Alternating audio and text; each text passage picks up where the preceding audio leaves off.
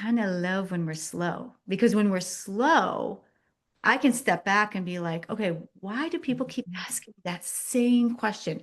Why do they keep coming back?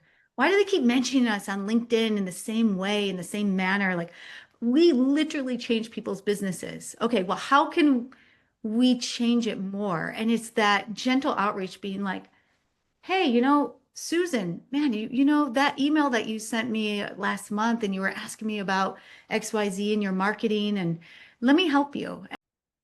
Welcome to Sharpen the Spear podcast, where we help manufacturing executives command the front and win the floor. I'm Richard Walsh, creator of the Sharpened Impact methodology, and I spent decades helping leaders transform frontline teams, unlock hidden profit, and capture capacity they didn't even know they had. If you want to see where your leadership gaps are costing you and how to fix them, head over to grittolead.com and run the free Sharpened Impact Simulator today. Let's sharpen your edge and get started. And we are back on STS with a return guest. We love return guests. They don't happen often. And I'm just saying because they don't happen often. That's all I'm going to say to avoid offense. But Lindy Nowak is with us again. If you haven't heard her episode, go back, find it. I don't even remember the number. Doesn't matter. Go back and find it if you want to get that. But today we're going next level. We're going to talk about some really incredible things business-wise, a lot of different directions we're going to go today. But Lindy, welcome back. It's so good to have you here. Hey, Richard, thank you so much for having me back. I'm excited for this conversation. Yeah, Where are we going to be? we've been we were kind of warming up in the green room. We were in the green room warming up before this. So well, when we first talked, it was websites, you're up in the day website business and everything else. That was all great. We touched on different things. Today, I want to get in a little more of business development, creating better teams, things of that nature. And then we're going to definitely talk about what's next. What I mean by that is what's next. Your business is doing great. Maybe you're selling. Maybe you're thinking to get out. Maybe you have a succession plan, right? Maybe kids are coming in or you're going to hand it off or whatever you're going to do. What do you do now? Okay, because I know I have that thing on retirement. Retire is put 4 new tires on and get going down the road. Okay, so we're not talking about sitting around playing golf all day. Okay, we're doing the next big thing, and we're going to talk about all that because we're doing things. Okay, so that's where we're going to be, Lindy. What do you got? Amazing. Yeah, I mean, let's talk about business development. Last time we talked, we were touching on websites, building websites quickly. Just a quick recap. I am the founder of a company called Up in a Day. We build websites for small businesses, a lot of them turnkey, super quickly without the headache. So easy process. And we are here to really help businesses grow, but not just businesses through their websites. We provide so much more, and through the years, and now I want to go into business development. When I first started Up in a Day about 6 years ago, it was just websites. We're going to build websites. We're going to build thousands of them. They come to us. Our clients come in, they buy, we send them on their way with everything they need, all of the support, the packages. But it's become so much more. The business of Up in a Day has become more of a relationships company. We've introduced new services.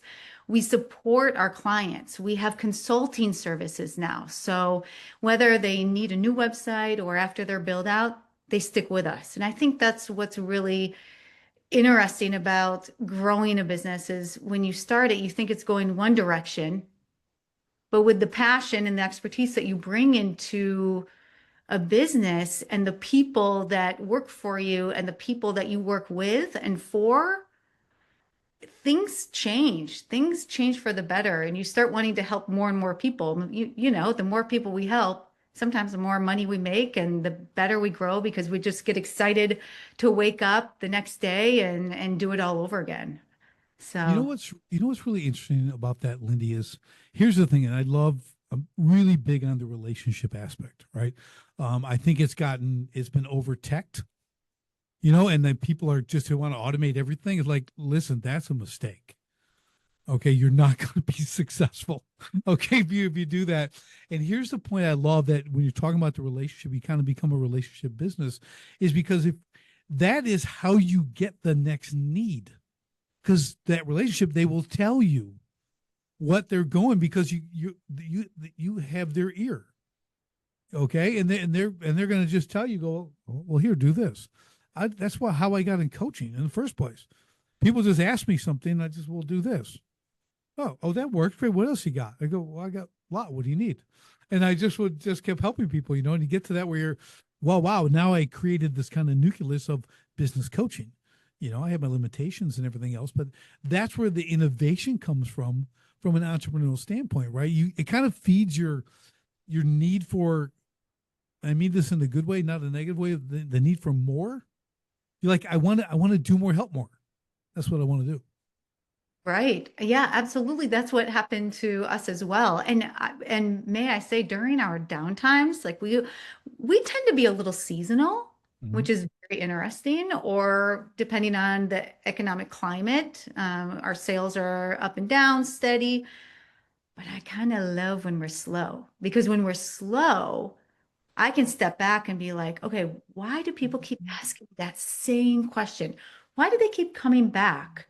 Why do they keep mentioning us on LinkedIn in the same way, in the same manner? Like, we literally change people's businesses. Okay, well, how can we change it more? And it's that gentle outreach being like, hey, Susan, man, that email that you sent me last month and you were asking me about XYZ in your marketing and let me help you. And I love that because you're right. It's like the nucleus and then it just starts to grow and grow and you just want to help more people. But it's so funny. You mentioned people kept asking you questions about, and you were like coaching them. You step back and you're like, wait a second. I think I need to start charging for that. Yeah. Yeah.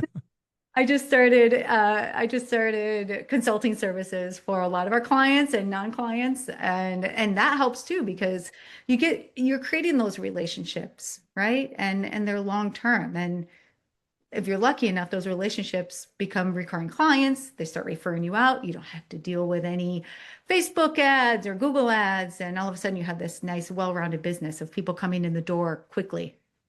You know what I think is really a good takeaway on this everything you just said here is there's a lot of entrepreneurs really have a visionary mindset. Okay, they see the big picture. They want to create this big thing. They don't want to just do this thing by themselves. They want to create something big. And what you're describing during those slow times is you can kind of go up to that 10,000 foot and take that view. As owners, we need to be working ourselves into that position kind of on a full-time basis, right? That's how we need to create our business to run themselves, to manage themselves, right? We're there to oversee it. I get it, but we're not doing 80 hours a week. We're doing 15, we're doing 10, right? But those times we're putting in are where are we going? What is next? What are people asking for? And I love the aspect of the relationship is what it's all about.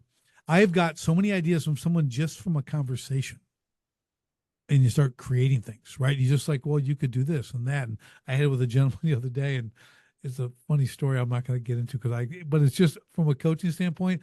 I had to put this coaching hat on for this young man, and it includes knife hand when I'm speaking, so you can imagine where that conversation went.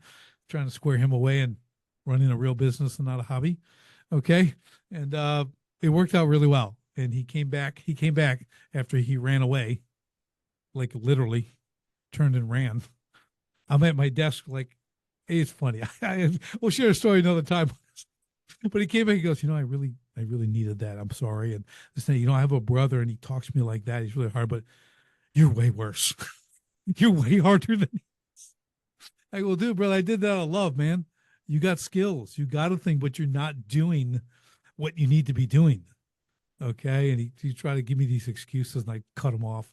That's an excuse. It was a great thing. But here's a guy, a young man working, doing his thing. I'm like, you can be successful. Okay. But your focus is all messed up. You don't understand how to serve clients, and it was through my own experience going through his system. Like, so yeah, it got pretty hardcore. It was kind of fun though. That's the thing, right? Like client experience, customer service That's experience. yeah, I railed on him. You would have been proud of me, Lindy. You would have been proud. I mean, I'm sorry. I watched this poor kid melt into a puddle. It was terrible. But like, I'm like, yeah, I go, and what if I gave you the $800? What would you have done? Well, I do this. I go, no, you wouldn't. You know why? Because how you do anything is how you do everything. And you already kicked me to the curb twice. Like, you're busy on a project. Well, how many projects you do? One every 2 months? You don't do, you got a stinking hobby. Okay. You telling me like you're busy. Please. That's how I talk to him. So like if Puma wants to coach like me, stand by, buckle up. But and it, but it where now he's good. I'm coaching him. I'm not coaching him, helping him, and he's paying attention. And boy, does he answer emails fast now. At least when Right. I have three email like instant response. So it's kind of cool. But I'm like, so it's not. I said this is customer service, right? This is what it's about. I said, and today to go back to the relationship thing, I want you to talk about this. That aspect alone, okay, that can make or break your business. It's a differentiator. It really makes you stand out, right? It does. It does. That story reminds me of one of the services that we have that I personally do because I love them so much, and it's a great lead gen. We have these website reviews that somebody can purchase, and it's all automated. You go on a site, purchase, you fill out a form, comes to me, I read it, I do the review, I send it to you. It's like we're very automated up in a day, right? Right, Low touch point for right, busy business owners and ourselves. So anyway, so I'm giving these website reviews, and a lot of these websites come in and they're just terrible. right. First thing go, just and I'll just sit there and I get so passionate about it because I want to help this Right, client because right, they don't see it. And so I get into their site and I'm on Loom, so you can see me in the bottom left corner. right. And my face is just like all, wrinkled up. And I'm like, you got to do this. Why is it like this? Okay, hold on. Let me step back here. Here's what you need to do. See this up here? You move it to the right. And then we're going to go here. And then instead of saying this, you say this. Because if you say this, you're going to lose clients. Are you losing clients now? I bet you are. And I'll ask them questions down the page on each page, and then I'll answer it. And it just gets them every time. Yeah. And it's great. People love it. They love the authenticity, that Mhm. I'm honest, that I'm passionate, that I'm true to what I'm saying. It's interesting. And it's like you coaching, right? Where like we start to because we know what they need Right, and just right. want to tell them, but at Well, the end of the day, you're right. Here's the problem. So here's the thing. This is why I'll tell you why it works. Because every entrepreneur, they're an individual. They're a leader. I'm air quoting leader. I'm not going to go in the definition, but like they're doing something, right? They want to do so. No one will talk to them that way. Okay, that's why. And when you do, and I'm eye to eye with everybody. I don't care. You could be a multi-billionaire. You could make $90 a week. I don't care. I speak to you exactly the same. Okay, because I want, and I just so and that, like you said, that authenticity aspect. I'm like, you can receive it however you want to receive it. But I'm telling you, as the outside eyes in this situation, I can see what you cannot see, and you need to understand that, right? That's why you're bringing me in. But you have to reinforce that because they forget why they brought you in. Okay. And all of a sudden they're all kinds of hurt and, offended. And then, man, this guy's a lunatic, and I'm not a lunatic in my eyes, but man, we get stuff done. We get stuff done. You know what I mean? You want to turn things around. That young man, we did like an hour and a half first consult I did with him. And he's typing, he's got his phone recording and everything. He's doing and then he's like, he goes, you, you really know what you're doing. Like, yeah, how about that? It's just so cool. And I'm really excited to help him, from that point. That one was just, because I've known him for like a year and a half. It's not like the first time I met him, so when I called him out and that stuff was big and came back. So I'm really looking forward to seeing him become a legit business, which is, fun. And I think you got a lot of that with these people with the websites. It's the same thing. Like you're seeing this and they don't understand the profit leakage. okay, from a bad website. It's like they might be getting business from it, but how much are they not getting from it? That's what it's about. That's what people don't understand. Right, exactly. It isn't, and it's so much more. People don't realize how much a bad website could be holding them back subconsciously from growing their business too. Yeah. And I see that a lot. And that's really sad, because in that they don't know where to turn. They don't Right. know where to go. So they try to make the updates on their own, or they have their cousin do it. Well, they And go to Fiverr and they drop $200 and they, oh my gosh, it's better than what they would do, but not exactly. by much. Right. And it's not just you get what you pay for. It's just you have a disconnect.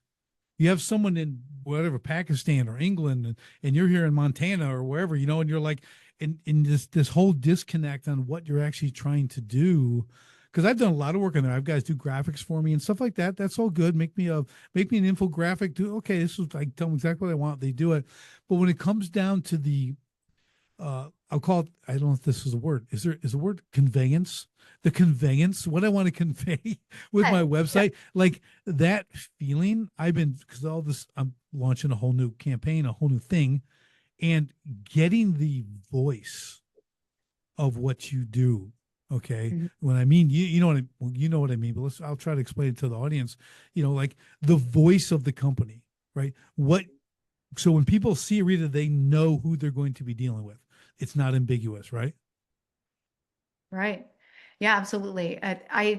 So at Up in a Day, uh, one of our values is getting to a client experience, right? A great client experience. Well, what is that? Well, that's building the relationship. And for us, building the relationship is getting to know our client's business inside and out. While we work fast, the longest part is really that connection with our client, asking them the right questions, digging down a little bit deeper, understanding their ideal clientele or their customer base, like where are they getting stuck? And it's not just their website. Where are you getting stuck in your business? Right. Because we have, something that maybe like a Fiverr can't do, or somebody overseas, and that not there's anything wrong with that, but there's a disconnect from a cultural Yeah. standpoint, No, right? exactly. Yeah. And so you have to understand, where if like we are all US based and at Up in a Day, because it can't just be me, it's Right. everybody, right? Right. I step Right. back and everybody else. I do all the training. Um, but yeah, really understanding the deeper need of the clients to help them devise the content and the messaging and the tone and the voice that is them, but also speaks to their ideal audience. I was doing a website review a couple weeks ago, and I felt so bad because I was like tearing this website apart. And I felt so bad because it was the founder asked me to give him a review, and I get on their website, and it's all black, yellow, and white, and it's Hmm. all chat GPT to the T Hmm. messaging. Are they a Good. school bus company? Are they a school bus company? Black, yellow, and white. Yeah, it's an accounting company. Get on their about page, and it's cartoons of all of their accountants. There must have been 12 of them. And then the one founder in the middle, big. And so there's that part. It was missing the brand messaging. It was missing the branding in general because it looked like Right. an AI platform, dare I say, made Yeah. this website. And yeah, it was just, I mean, Well, I'm looking for someone to manage my finances, and I need to trust you when I go to that website. Just yeah. like it's like if it's Yeah. a scary website, I probably don't want you touching my teeth. Right. Right. How about it? Yeah. You're talking about the cultural thing. So I got a couple of different, one design I've been using for like 10 years on Fiverr. Right. It's awesome. Muhammad out of Pakistan, but we're dialed in. Like he can get me a flyer. Like he does cool flyers for me. I need a flyer. He makes it. He tell him what it is. And it's like perfect every time. He's super fast. Got another guy was doing stuff because Muhammad got sick. He was out for a few weeks. And this other guy go, and then here's the cultural thing. Like, so it's a guy. Okay. And he keeps calling me dear. Okay. Yes, dear. How are you? I'm like, dude, you can't call me dear. Okay. Like that. Just stop doing it. like you just, I don't want to work with you now. Okay. It's just, but they don't, and I get what he thinks he's saying, right? Like it's a sign of affection thing. I'm like, wrong kind. It's just, we don't use that word. That's not, or they think that's how dear so-and-so. Like they don't get it. I mean, that's the problem with English, right? It's got a lot of different meanings for different words. And, so it's just kind of funny. He does great work. I'm not knocking his work, except he's really slow and he doesn't communicate well. Okay. So I don't like working with him. I get a good end product, but the experience sucks. So I'm kind of like, there's lots of you. Now my guy's healthy again. He's back in. He was close to death, so it's really good. He made it. I'm like, dude, you're back. I'm like, okay, you need some work? Here, do this for me. I just like make some money. So happy to have him back. Just like, here, I need this. He knocked him out for me, So, but it's that customer experience, right? And it's the cultural aspect when you put those two things together, because and I've been in business long enough now where I've seen customer service take all different levels due to the tide of culture, right? So 80s, all right, gotta go back a little bit. 80s was service above all. You'd pay anything you wanted, service. Just, like put my shoes on, please. Okay, like just take care of me, right? The whole thing. 90s went to rock bottom pricing. The Home Depots, the Lowe's, and now you're just like no one wants service. I mean, average people don't want service. Okay, that hurts because everyone was kind of doing service, but your high level clients still wanted service, right? But everybody else, the other 95%, now they want rock bottom, and man, you have to adjust to that. How do you overcome that? And so there's a lot of issues, and then it's recession time, and then it's 0809, and no one's spending anything. Look, I lost my whole business because of that. I lost everything because of that, overnight. And it was like, wow, that's another thing. So all these things you have to navigate. Like, how do you build a business? Let's talk about this. How do you build a business? Because their business has been around 100 years, 150 years, 80 years, 70 years. So they've been through the stuff. How do we develop something like that, regardless of the size, that's going to weather these big waves? That's interesting, especially now with the AI wave, Mm-hmm. right? Are we hitting that kind of the rock bottom? Like I want it now and I want it so fast I can just chat GPT it and forget Google, Yeah. right? Yeah. I mean, it's really interesting. I think we're just hitting that wave. So Yeah. this is a conversation. I'm not sure if I have an answer. I mean, I think about this all the time for Benedict because I'll be on some other podcasts and man, the first question I get, and I just want to, that nails on chalkboard. So, Lindy, how is AI affecting your business Right. and new website builders out there? It's like Yeah. we don't just build websites, right? It Right. is that it's digging deeper. It's digging deeper into the subconscious of what people actually need. There's a sympathetic and an empathetic approach that I like to take to my business as running it internally with my team, but also with our client base, right? And it's also those like like energies Yep. matching and how we present ourselves to the market, where we present ourselves to the market, how we speak to the general audience, that changes. The advertising, the marketing messaging, that's I think where you start first internally pulling in the reins. I'm speaking specifically to what's happening now with AI and up in a day. So we can riff on this, but pulling in the reins, getting the team tight. Let's talk about this.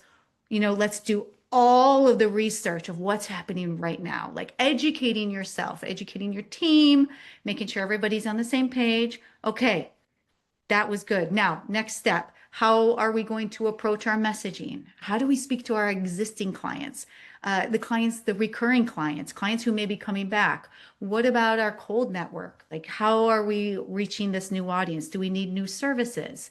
Like, how do we keep our core clientele in the right spot and not to forget about us and trust us still, but also reaching a broader audience as the business grows. Yeah. So this is really, I love this topic because I have spent a long time now deep in AI, working it, using it, building things with it. Right. So, and I've learned a ton. Like I'll have a book.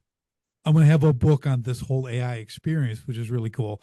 The cool thing about it is like it's cool for like a month and it's irrelevant. So that's kind of so it moves so fast, right? So I don't know. This could be a short book. It'll be an ebook maybe. I don't know. But when you look at this stuff, so I tell people, I said, here's the thing about being an owner.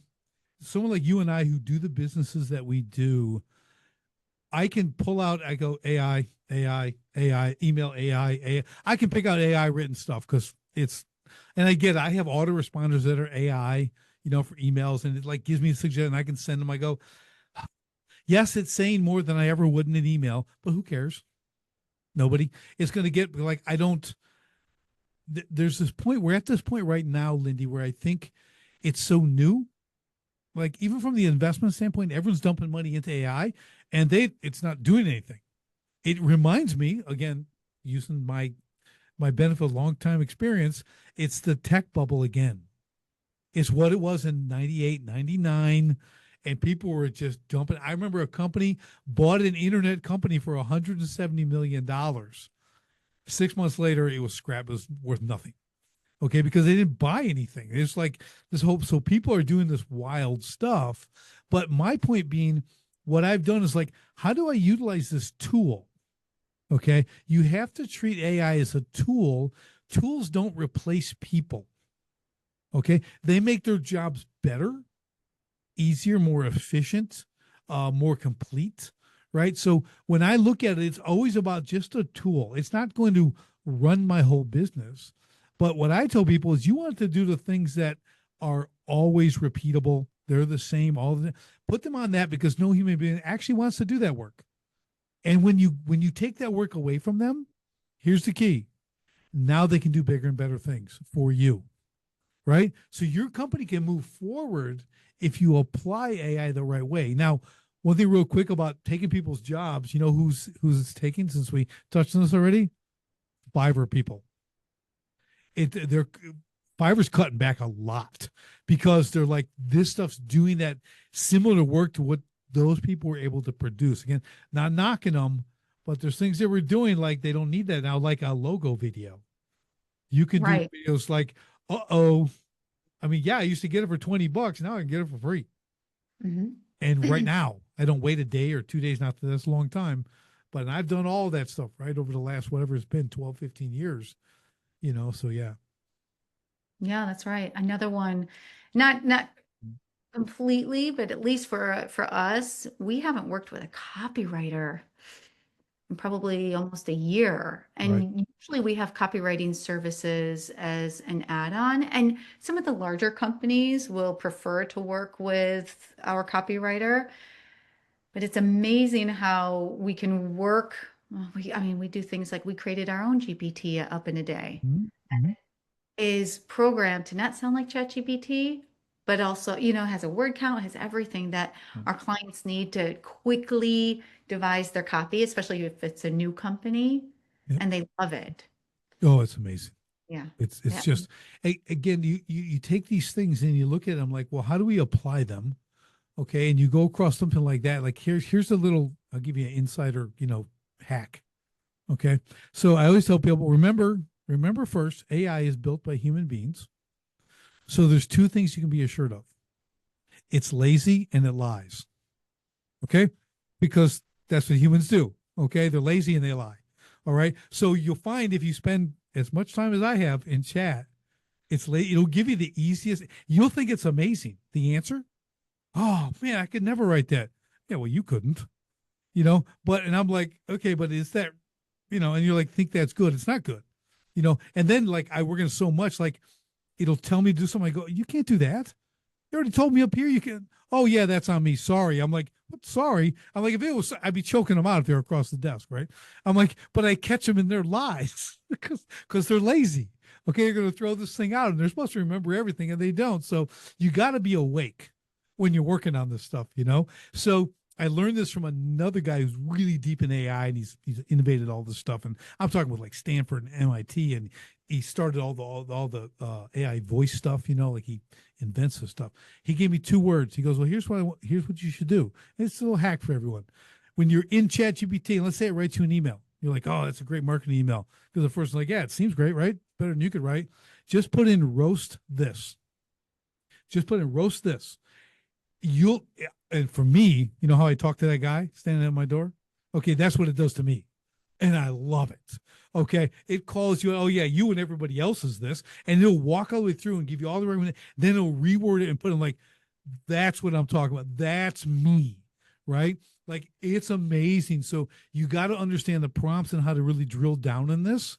Like my my chat, like name me commander. Okay, it calls me commander. I didn't tell it to. It just calls me this because that's the stuff we're doing, right? So we got all the stuff, and I named it Duke because Duke's just a cool name. So I'm like, Duke, you're messing with me here, man. Look, this has been. I go, look, you said a couple quick fixes. It's been 11 hours of your couple of quick fixes here. I go, you keep doing this to me. I mean, this is the conversation I have with my screen. Okay, so soon I'll be locked up in the padded room, but you got to understand, like you got to understand what you're working with, right? It's a tool. If I buy, I don't care if it's a Sawzall, a portable bandsaw, well, there's certain things you can and can't do with it. And some people can do other things with tools that the tool is never intended for, right? There's a lot of people using different tools, which is really cool. They figure out this worked, and then they build a tool that does that because they realize everyone's using this tool in a different way we never planned. Well, let's make a tool, right? Same thing. What are your customers telling you? Same principle, right? You got to get out there and see what people are doing with my stuff. So that's what I do with chat.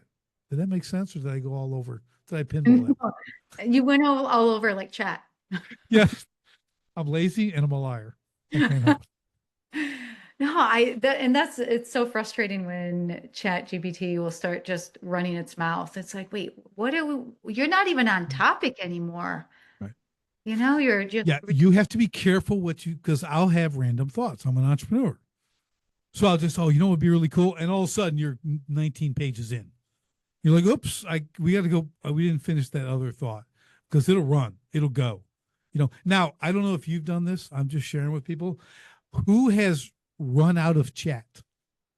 And I'm talking about a paid version. Have you ever run out of chat? Like it says, you're pretty much done. So two things happen to me. It'll give me a notice that says, you've been on here for a very long time. Wouldn't you like to take a break? Because I'm 10, 15 hours at a time. Yeah, seriously. wow. And then it's like you get to the point where you got to refresh the page with every response. That's wearing out chat. It's done. You got to go to a new chat. So like, okay, so I've learned like, okay, here we go. We're getting slow. Stack me, give me the cue. It writes out a thing to say in the next chat. Do it again. It's able to pull everything to the next one, and you keep going. I have, Lindy, thousands of pages. If you put it in pages, if you went 8.5 by 11s, I have thousands of pages that I've done in chat now, just in the last, I don't know, 7-8 months. Thousands, like probably more than 10,000, probably 15, 20,000 pages. Wow. Is your chat must be thinking it's talking to another chat by the amount of time you spend on it now. Yeah, but a smarter, not lazy, and a non-liar. I'm the good chat.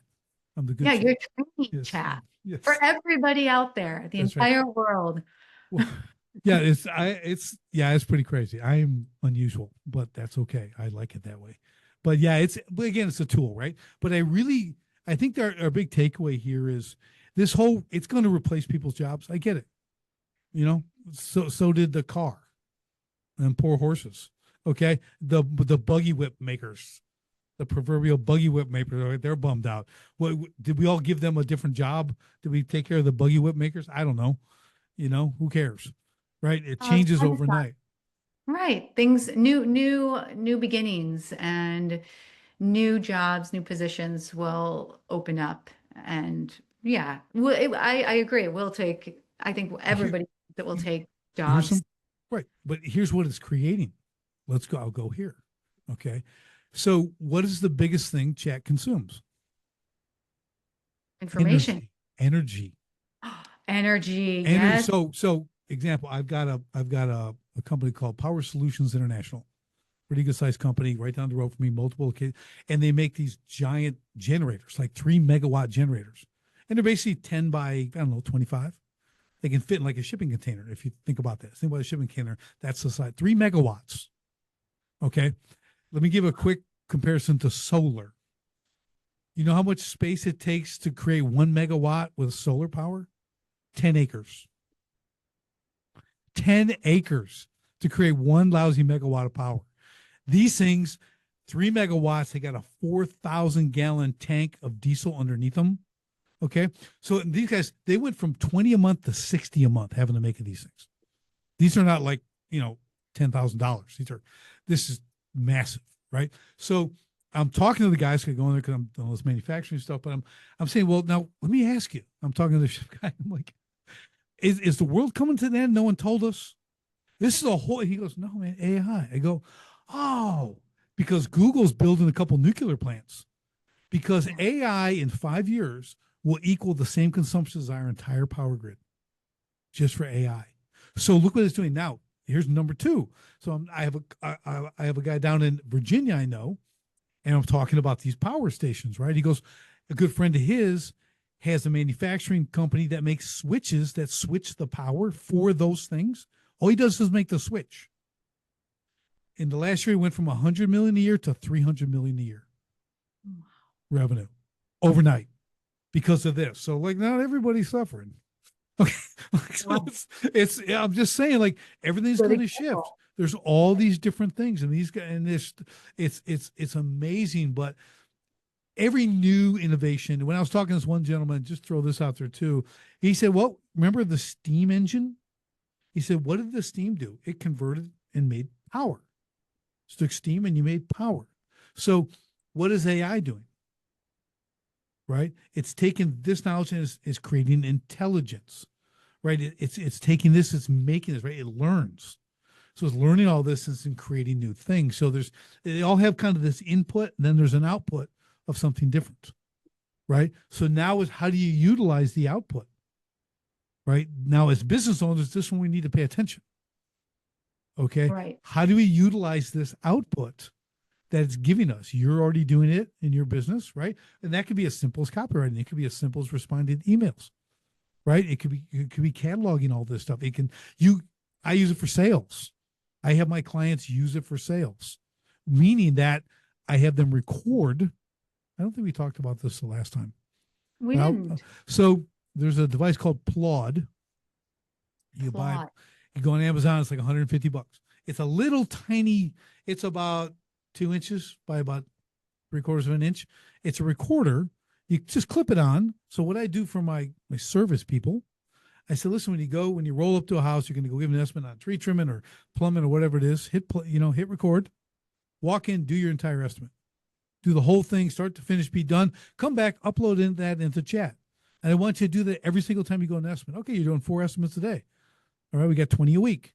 That's 20 estimates. You know what you're going to have in like 2 weeks?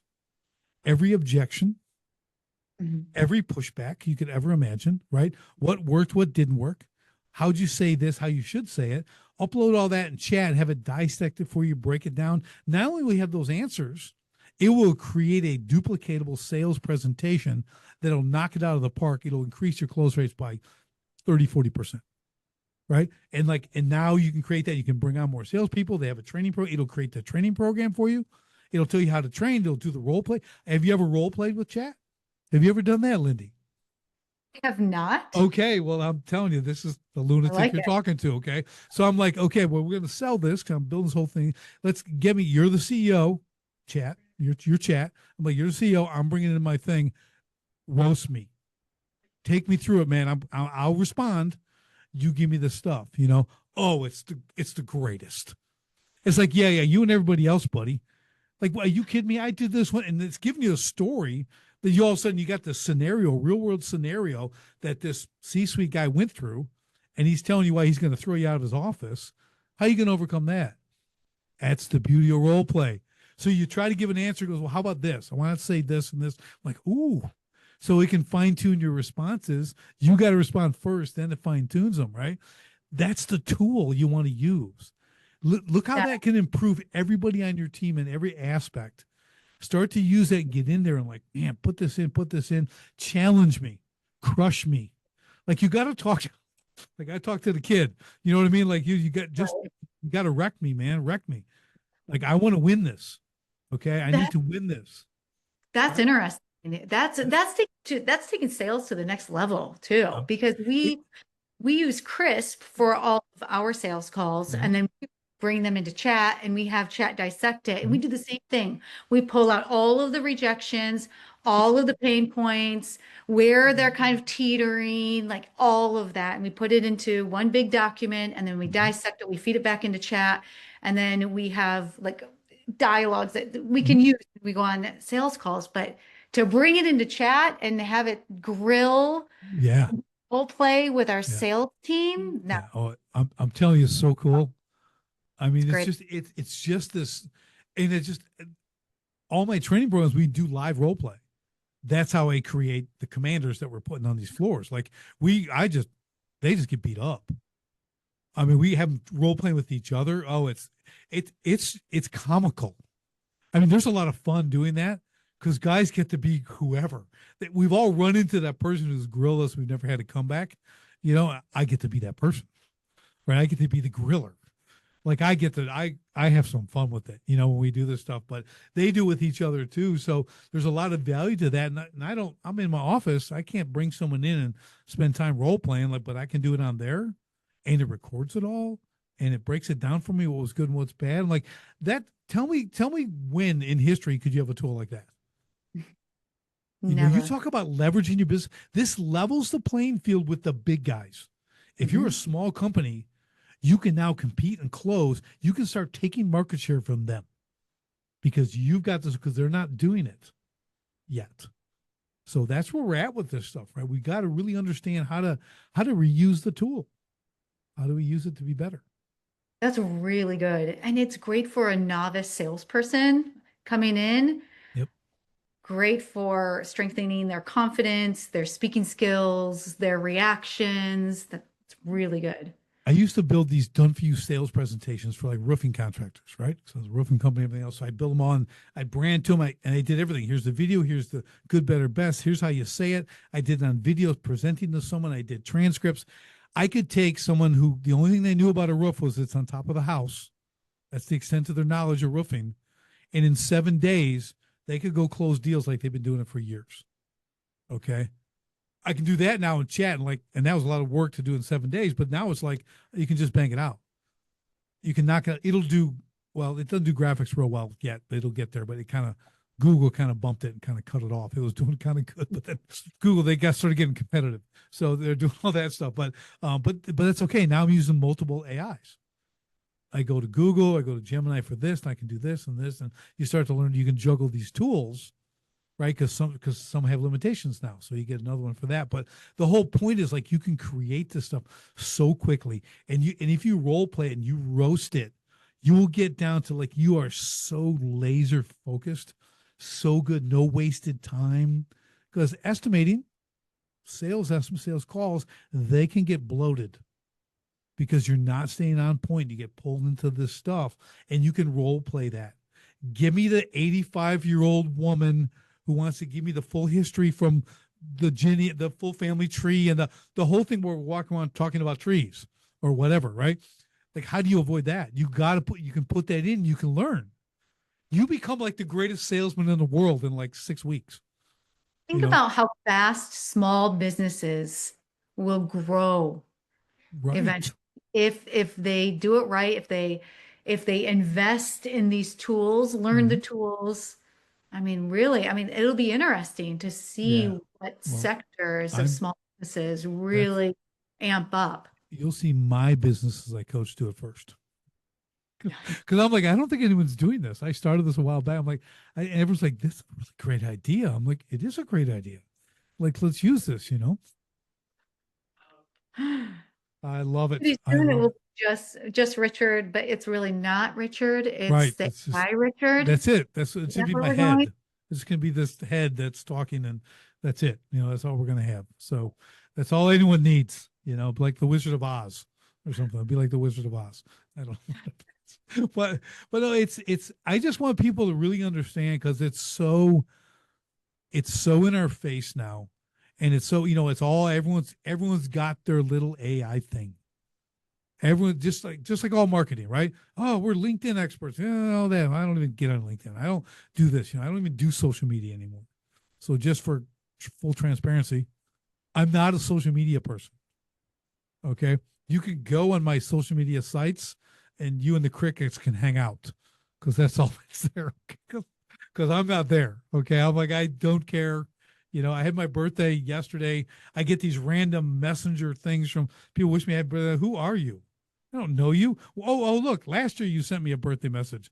That's 12 months in between. Thanks. You must really mean it. Like I'm like, who are these people? So I don't play. So everyone can have their opinions. And with my business, I don't need to. Okay, I Right. go direct to the source. So I don't, and everyone's got their opinion, but now I've taken these social tools, if you will. How do I apply them to what I do relationally? As I build these relationships, how do I pull them in? How do I close the deal? How do I present these big packages that's really unique and all the and like stay on point? How do you hit it? It gives you voice directions. Okay, lower Like your voice cadence. here. Yeah, here's the cadence. Lower your voice here. Pause Mhm. here for 2 seconds. Do this. So it'll build. It builds. So I got a 90-second video we're building to market what I'm doing, all in AI, and it built out the entire storyboard for me, right? Because it knows what I Sure. want. It calls me commander, right? I'm reading this thing, Lindy, with goosebumps. Like this is unbelievable. I'm like, oh, I got to make this. Like it is so cool. Like you talk about like things it can do, and it's like this is. I'm telling you, I think about it right now. I'm getting goosebumps. I mean, it's like that. You can do that. That's Hollywood back in the day. Hollywood would have to make this thing that it's building. It's unbelievable. Those are the tools I want. That's how I'm Yeah, exploiting chat to its fullest capacity. as we all should. Right, right. I want to encourage everyone, take some notes if you haven't already, or have your note taker. If you got your note taker on, have them do that, right? Right. So we got those. So yeah.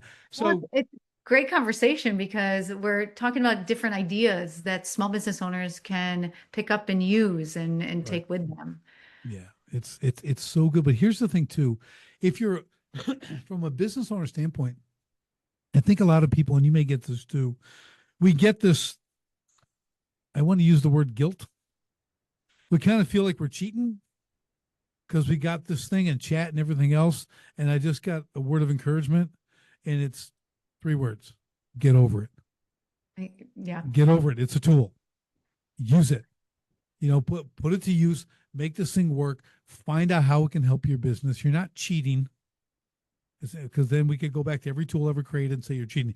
The axe and the chainsaw. Oh, you're cheating with that chainsaw. You should be swinging this axe. This should be 756 swings with an axe, and you're doing it in 32 seconds with a chainsaw. You're a cheater. I don't think so. right. Great analogy. It's Right? true. So we Yeah. we you know we got to keep these things in perspective. But Yeah. um, I'll go back to the one thing about leveling the playing field.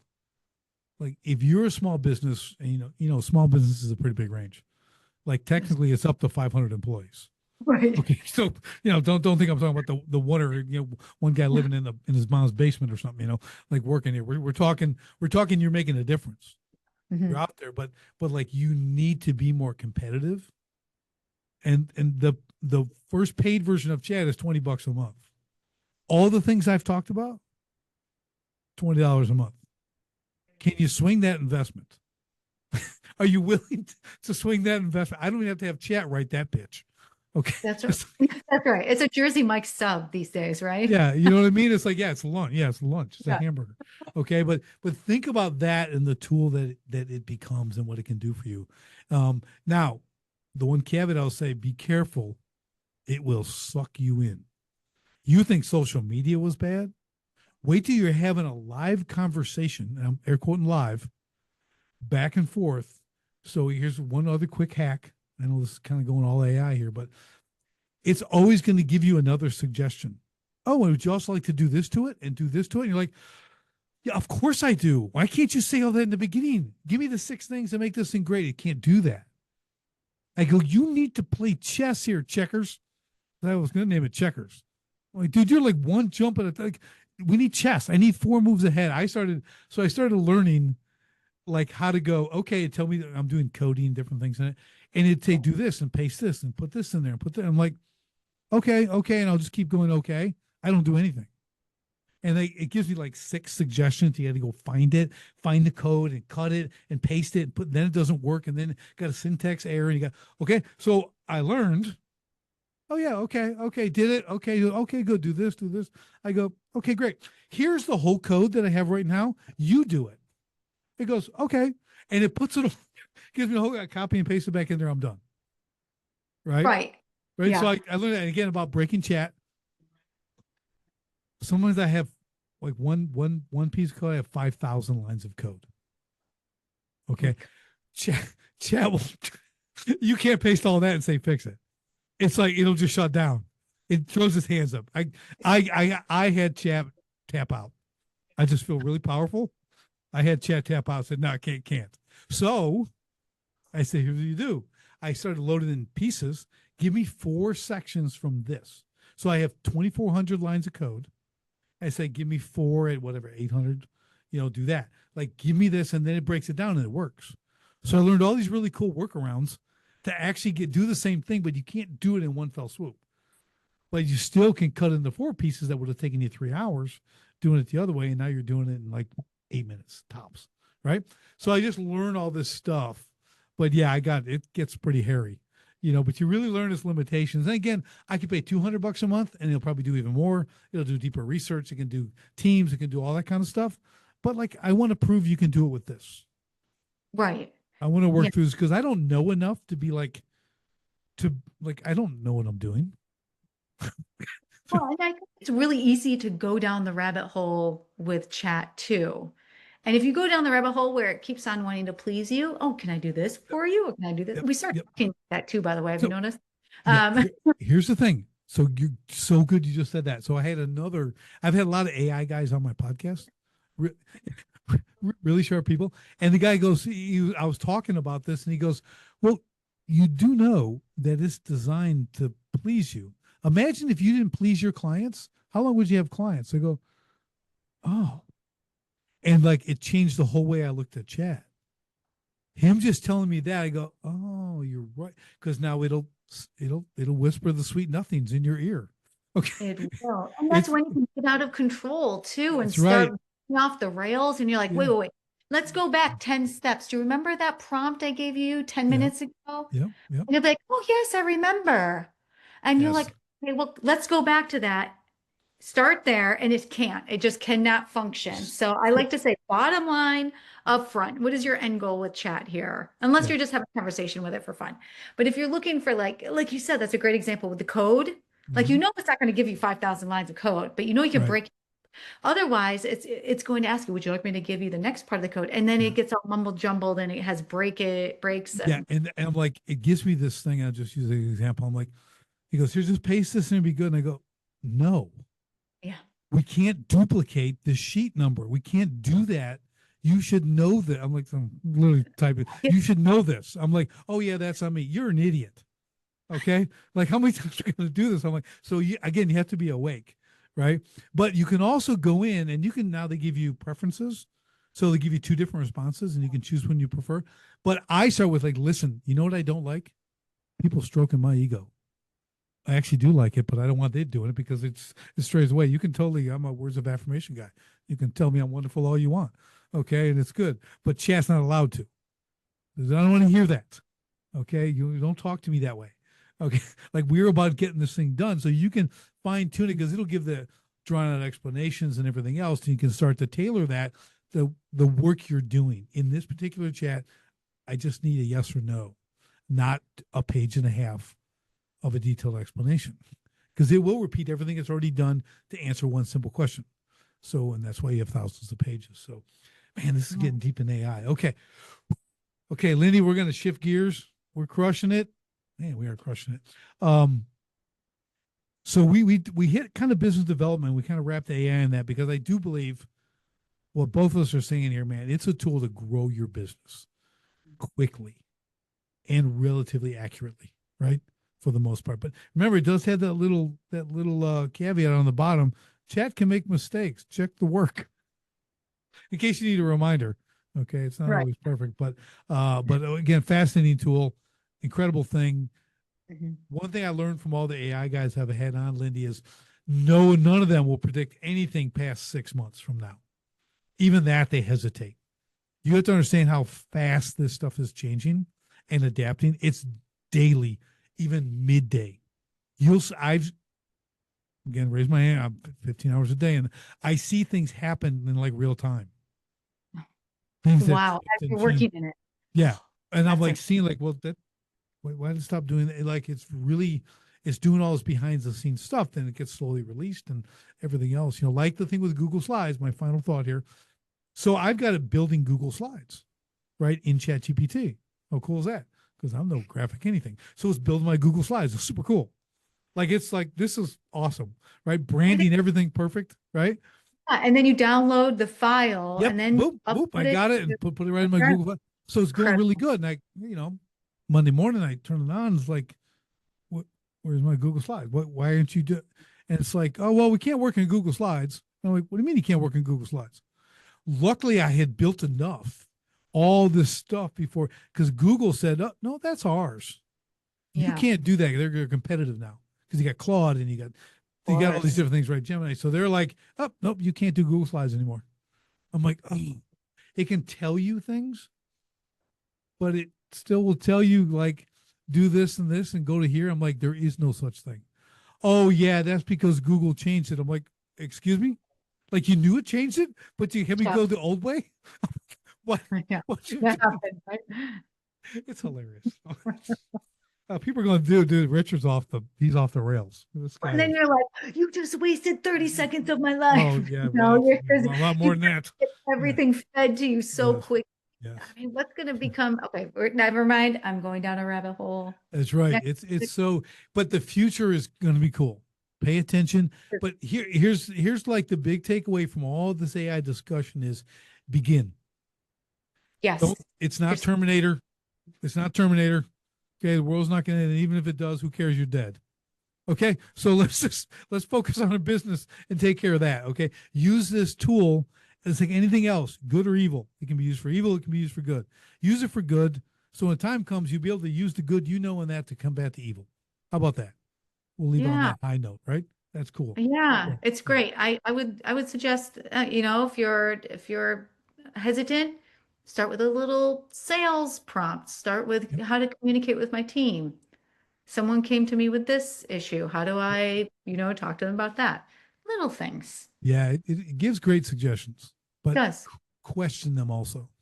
always. Give a what if, give a roast this, that kind of stuff. So yeah, Right. really, really good. So, well, moving on, Lindy, because we're crushing it, and AI, we've exhausted that. We haven't, but I'm going to. We're gonna put the plug in that one right now. In 2 weeks, this episode will be so old It'll be because archaic. Yeah, it's like, yeah, we're gonna wipe the dust off this one.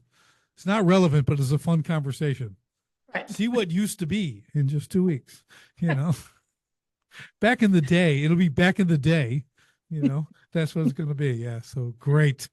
Great. Well, this moment is not wasted. We got it out there, and it's just like when COVID first started. I had another podcast, and I got on like the first week they shut down, and I made my declaration. I said, "This will be the greatest fraud ever perpetrated on the American people." That was my thing, and I'm glad I did it because I was right. And the whole thing after that was just like, oh my gosh, like the stuff we had to deal with then. That's a whole nother book in itself. Trying to go through that. That was a wild time. So again, and that was nothing. That was 5 years ago, right? That's like yesterday. We had to deal with all that. So we're going to jump back. That's just reminding me of something we never actually talked about that we mentioned that we were going to talk about. And that is recession proofing your business. Okay. Okay. Because that's really what we're doing, right? So how do we Sure. do that? We're gonna kind of we'll put the bow on this with this topic, however long it goes. Okay. But like, so there's a thing we want you ask someone, well, how have you recession proof your business? Like, well, what do you mean? What contingencies do you have? If this happens, what do you do? If the market dips 30%, what do? What's your comeback? How are you going to withstand that? Were you just going to shut your doors? If another COVID comes and they tell you you can't be open because you can only hold 10 people in your building, but when they can put 500 in a Walmart, they can go there. That's okay. Mhm. How do you fight that injustice and stay in business? When you have a gym and they make everyone close, what do? What's the contingency? Oh, do you go online, start doing online training, do all that? Like a lot of people did it. They did the right thing, right? So let's talk about that because I think, and doesn't matter how catastrophic it could be because recessions, they come and go every, whatever, 8 years, 6 years, 8 years, there's another dip. So let's talk about that a little bit. What do you see going forward? What have you done in your current business? I know you're adding other things, but let's kind of get into that a little bit. Ah, that is such a great topic. So, and one that we are currently working on and have Mhm. been working on actually since the beginning of summer. So, I'll give you a couple of examples. We are a service-based industry, and we have to prepare ourselves. Our websites are, they're not $10,000 websites, but they're, around $5,000, $6,000 websites, Right. right? And you hit a recession, and all of a sudden that's very expensive. So one of the ideas that we've come up with, which we're currently executing, and I'll give you a few examples, is we're developing templates, DIY templates, but the up in a day style. So it's, using specific templates for specific industries, getting those ready to market, making that really easy for stressed out business owners to at least still be online. And then maybe there are some automated marketing services that we can offer them that they can easily implement without a team, which would be really interesting. You can take a lot of, I'm going back to AI, automated marketing tools, and you can run that for a small business Mhm. owner who has to run lean, and you can charge them less because our overhead is less, but yet our margins are still high because up in a day is doing less work because the AI tool is doing all of the Mhm. work, and the client wins because they don't have to put any time, money, or energy behind their marketing, right? So kind of thinking super dynamically, like how AI can help a recession and both ways, your business internally, if you have to go lean, and then, of course, your clients that who you help, who typically can pay for, Right. an X amount of service that you provide, but can only, let's say, afford maybe 30% of that or 50% of that, creating services and products around that. Other ideas that we've come up with, ebooks. So we're starting a whole kind of up in a day, train yourself ecosystem with digital products. So ebooks and training videos and courses.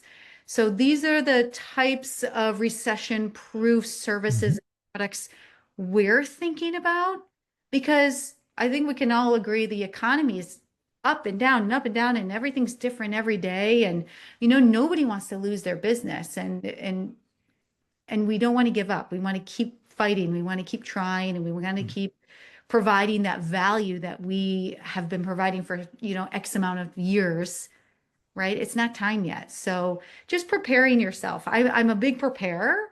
I'm a type A person. So I Right. always try to think ahead, even though it doesn't always work out that way. But I think when we're talking about preparing for possible recessions or something that, is going to change economically for our businesses, is just we don't want to think about it, but we have to. Right. Yeah, Yeah. I think everybody, I go back to my, military experience in the Marine Corps. We always have contingencies. We were actually a contingency platoon, which Hmm. means we're packed and ready to go within an hour's notice. Okay. So like we lived contingency. Okay. Like what are you going to do in this time? We run scenarios all the time. I mean, that's the military's whole job, wild scenarios, the wildest, craziest things. And you build plans, right? Well, what if it's the same thing in business, like you're describing. And it's really important to understand that if you're not taking this time, because what this is going to do, I think a couple points real quick on what you said. One thing is, don't be afraid. Like what you described, you're going to do. Hey, here's the DIY thing for you, and if you're like, well, isn't that giving my business away? Now, why would they come back? And you're going to think that way. That's the first place your mind's going to go to, right? No, it's not going to do that. What you're going to do, because this isn't like let's roll it out now because everything we're killing it. It's like we don't need to do. But when the time comes, first thing is you maintain a client. Mhm. Okay. It costs way more money to get a client than to keep a client.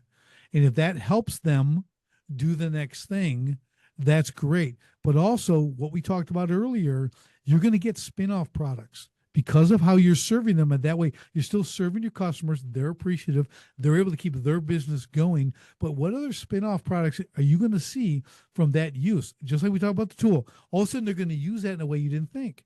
Oh, wow. You mentioned ebooks, or now they got a couple of courses. All of a sudden, they're on Thinkific and they got a platform and they're selling these do-it-yourself things for them, or they're training people, and now they're making a little bit of money here and there, and they got spokes on the wheel, right? All of a sudden that becomes a mainstay for their business. You come out of the recession, they're crushing it. That market's still there. Mhm. That price point, that market, you were forced to come up with that, but now you can leverage it as another income stream for your business. See, it's not a negative. Too many people get afraid they're giving everything away, just like back in the day with give your best content out first, like give that. Everyone's like, oh, why would I do that? Well, because that's what sells people, and there's always more content. It is so true. And I would say, Richard, 6 years ago, I would have said there's no Right. way we would ever build a DIY template Right. that gives away our secret sauce. Right. I think what we're talking about here is becoming confident in our businesses, confident in our sales, confident in how much we have grown, and confident in our clientele. We know who we're reaching. And I think there's a sophistication that comes with years of business, either it's one business or two or three, where Mhm. you can say, oh no, I got this. That confidence level that comes with being able to give away your best ideas or your best product or your best service. Yeah, I had a mentor, and he would always say, he goes, I asked him these questions. He said, listen, I can create faster than they can copy. And I'm like, I love that, because that's what it is, right? We're entrepreneurs, man. Like, go ahead, take it. You take my scraps. Take my scraps. Go ahead. Just keep following the breadcrumbs. Okay. I'm making a real meal over here. Okay. You're gonna live on my scraps, and that's good. I so I'm gonna tie this into just this.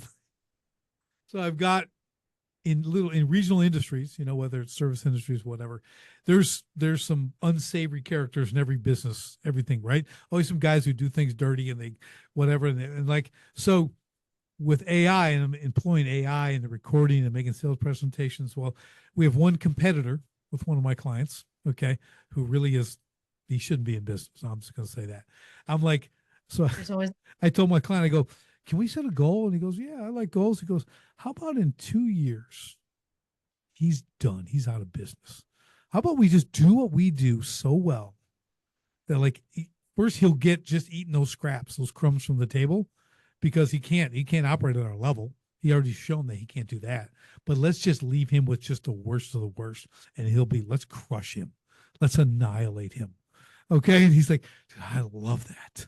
I'm like, let's do that. We're gonna use AI to do that. We're tool.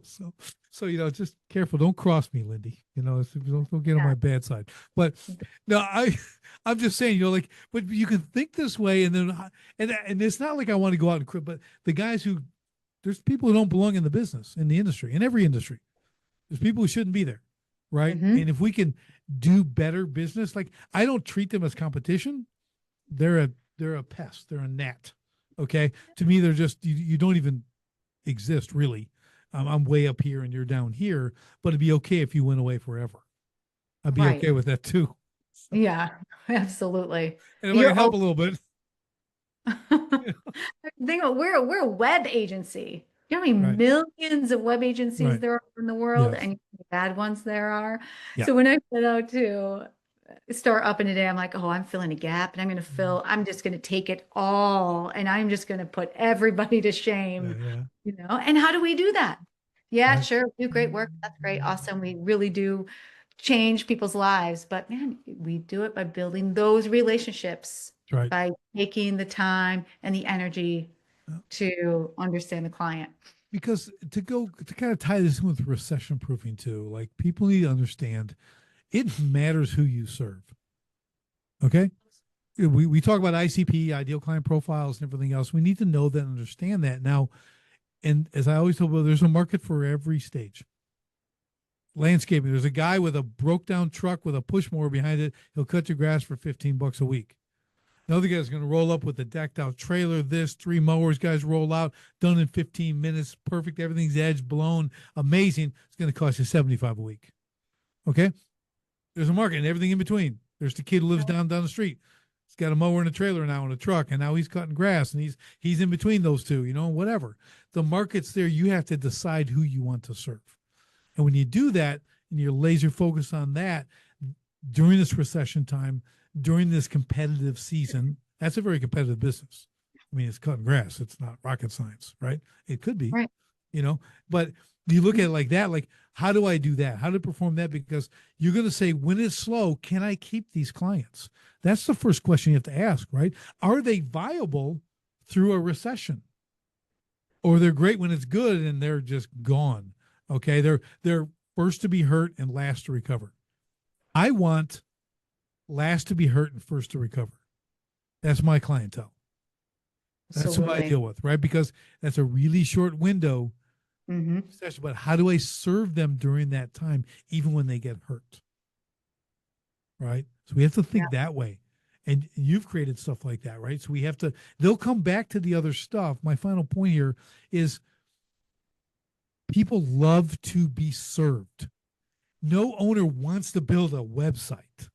Okay. They just, I have 5 hands up right now that I don't want to. Okay. Because I've tried it. I've done it. It's the ugliest, most hideous thing. It's like done. I spend however gazillion hours and I look at it, I get done. I go, now I got to hire someone. Okay. My time has become so valuable.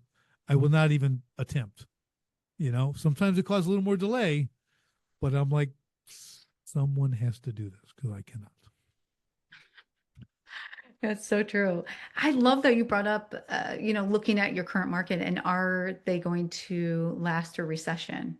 And to be totally vulnerable here, that actually happened to us. And maybe that's why I have this mindset of looking ahead into like what happens if, because and maybe this is a little bit of a lesson. We were just riding the wave for about 2 years on one specific industry, which I will not name. And we were just rolling along, referrals, LinkedIn outreach, nice and easy, just super going strong. And something happened, I'd say, I don't know, maybe March this year, where it just like stopped. All of a sudden sales were like crickets. We're like, what is going on? And we started scrambling around. Well, we pivoted. We started going after 3 new markets so hard, put so many hours behind it. And I planned ahead. I'm like, are these markets, are they going to last?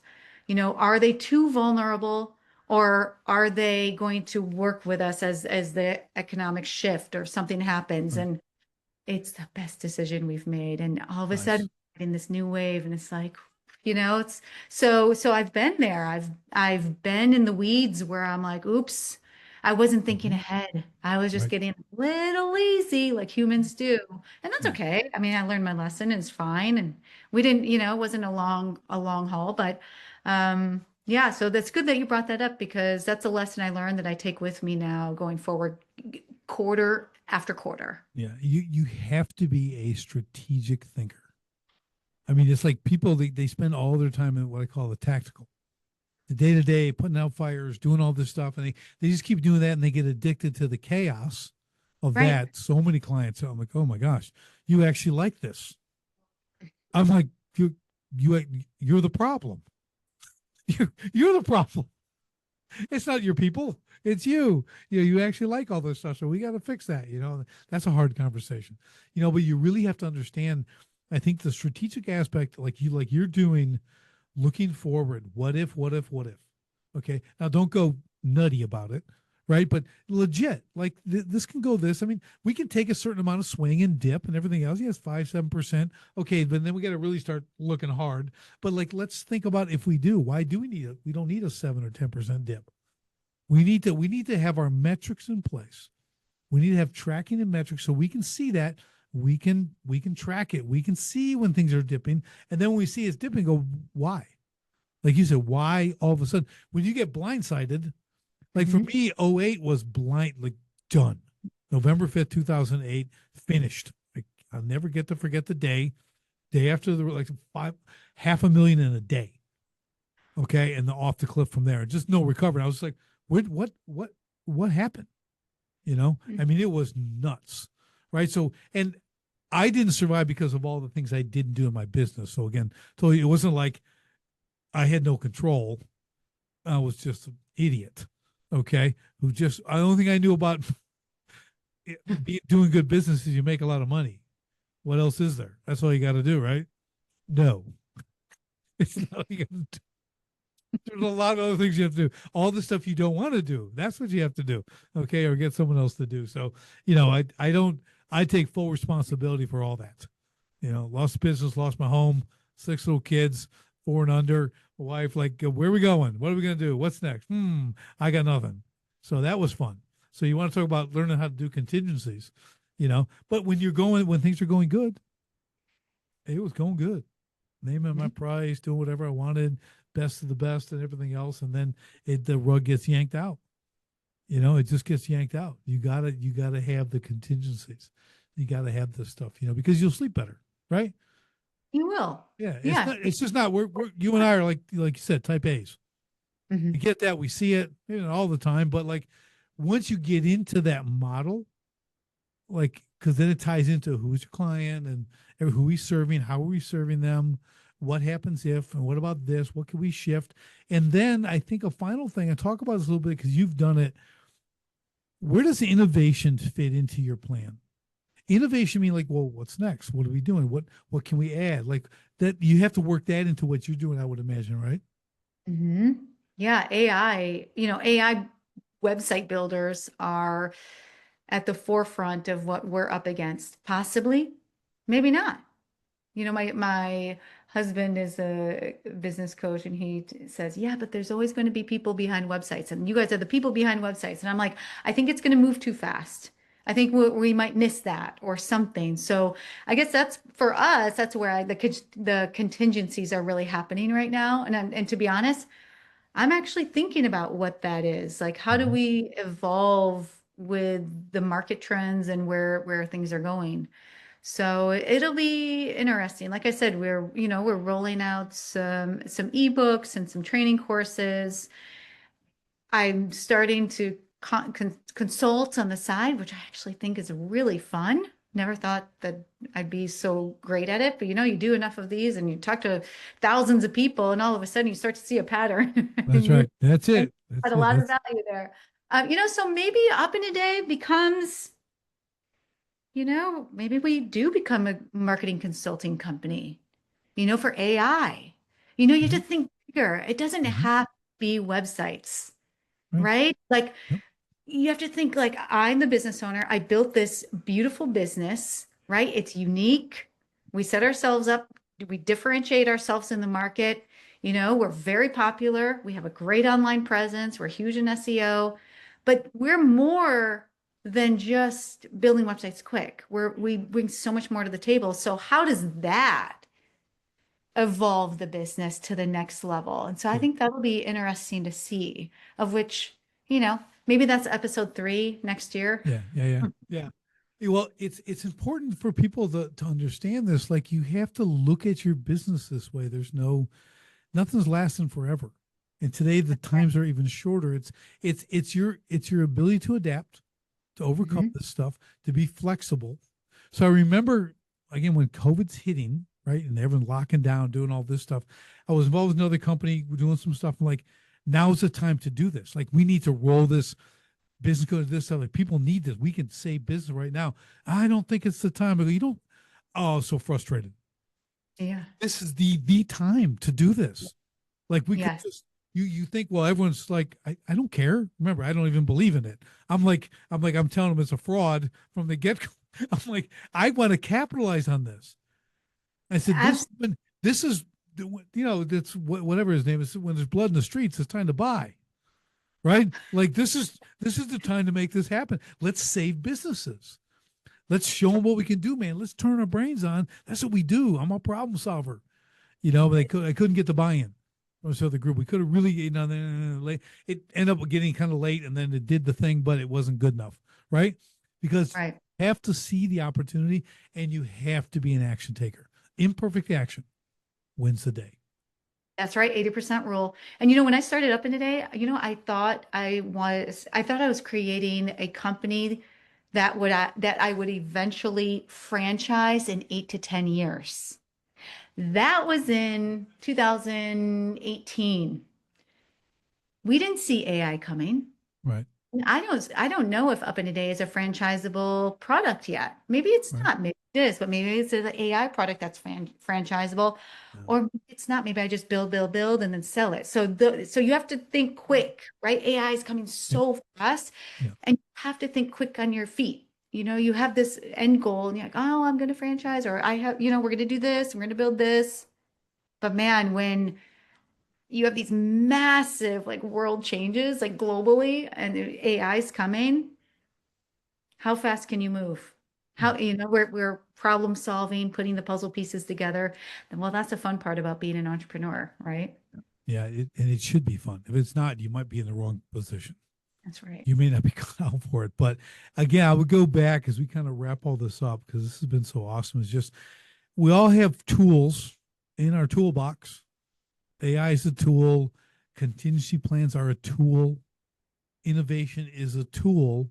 You got to see what you can do to do this. We have to think in these different levels to our specific business. And we need to spend time, whether it's once a quarter, twice a year, doesn't matter, on doing the what if scenarios. Get the big whiteboard out. Okay. Get some input, sit there and just throw it up there with nothing stupid. Let's work on this stuff. Let's see what we can do. Then we'll start solving problems. Because I'll tell you what, if you do that, there's incredible satisfaction to solving those like on the whiteboard. Like there's like a piece. Man, we could do that. We could do this. Now it doesn't mean they're going to go exactly how planned because no battle plan ever survives the first shot. But you got a plan. Well, a lot of Mhm. people won't even have a plan. I didn't have a plan, because I thought it was never going to end. I just go make more money. Okay, well, that's a lie. It doesn't work that way. So, but really, those exercises, and you bring your team in with you, give them that buy-in. Again, it's relational. Love, hey guys, we're going to save the business. Don't think you have to put this on your shoulders only because you're not smart enough. Just saying. Like if you got people working with you, man, they don't want to lose their job either. Okay, but they also want to be a part of something and have some purpose and be able to contribute and put that stuff on the board and see what pans out and everything else. Great exercises. They're a lot of fun when you get into them. They really are. It's kind of cool. Like I said, you can be down there doing chat now too. Same thing. Now you're putting it up there and you're asking and role playing, doing all that. So much you can do with it. But it's a really incredible business exercise to make a standard in your business. Again, whatever the time frame is. Yeah, it is. And we'll do that once a year. My team gets together, we have that big whiteboard and we just throw out ideas and we Yep. see what sticks. And some of the ideas from a year or 2 years ago, we didn't execute, but now we're executing because it Right. makes more sense to do it now. So it's nice to get all of the ideas out of everybody's heads on paper somewhere. And it's also a peace of mind. You can Yeah. sleep at night. You don't have to worry about what's coming down the road because you have a soft plan. Yeah. I always tell a lot of clients too, I have my little acronym ABH. It's not really an acronym, it's letters. ABH, always be hiring. So you have this folder of resumes. You're always interviewing people. Oh yeah. You don't have to give anybody a job. You're in charge. Okay. So but they might be good. They might not be in a place right now. They might just be looking. They might take another job because they got to eat. And then 6 months later, when you need them, you pull them out. They were really good. Let's talk to them again. Oh, this is great timing. Yeah, I was looking for that. I just keep them busy, because I don't want to be unemployed. Another reason I'm Mhm. going to hire you because you don't want to be unemployed. Okay, so there's a plus. Yeah, a gold star for you. Okay, because we only hire the employed. And another takeaway tip: we don't hire unemployed people.